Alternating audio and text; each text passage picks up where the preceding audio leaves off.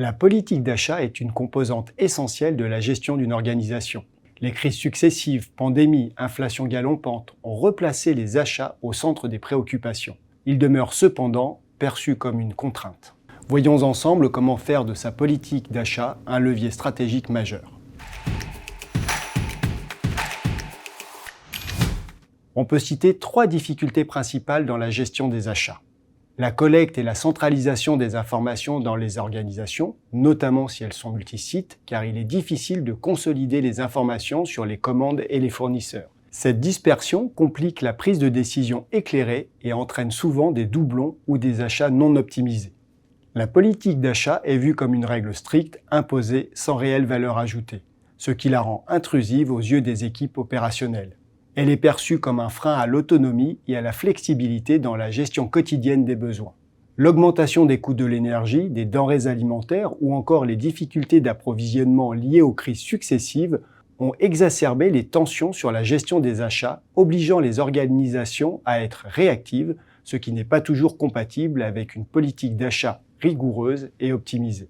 Pour surmonter ces problèmes, pour une petite ou une grande organisation, la première étape consiste à repositionner les achats comme un levier stratégique majeur et non plus comme une contrainte administrative. Chacun doit comprendre l'importance des économies réalisées grâce à une gestion optimisée des achats.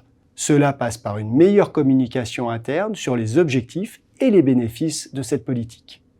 Deuxième étape, il est crucial d'adopter une approche proactive. Plutôt que de gérer des achats dans l'urgence, il faut anticiper les besoins et définir des priorités stratégiques claires. Cela permet d'éviter des surcoûts liés à des décisions prises dans la précipitation. Enfin, faire appel à une centrale de référencement peut également s'avérer une solution efficace. Une centrale comme ADER permet aux organisations de mutualiser leurs achats, réduisant ainsi les coûts tout en garantissant une sélection de fournisseurs basée sur des critères précis comme le prix et la responsabilité sociétale des entreprises. Une politique d'achat mieux élaborée favorise l'efficacité et la crédibilité. L'efficacité par l'optimisation de l'organisation des achats permet de réaliser des économies qui peuvent ensuite être réinvesties, en particulier pour améliorer l'accompagnement proposé aux personnes accueillies. Et la crédibilité par une politique d'achat transparente qui renforce la confiance des parties prenantes, qu'il s'agisse des administrateurs, des financeurs ou même des salariés.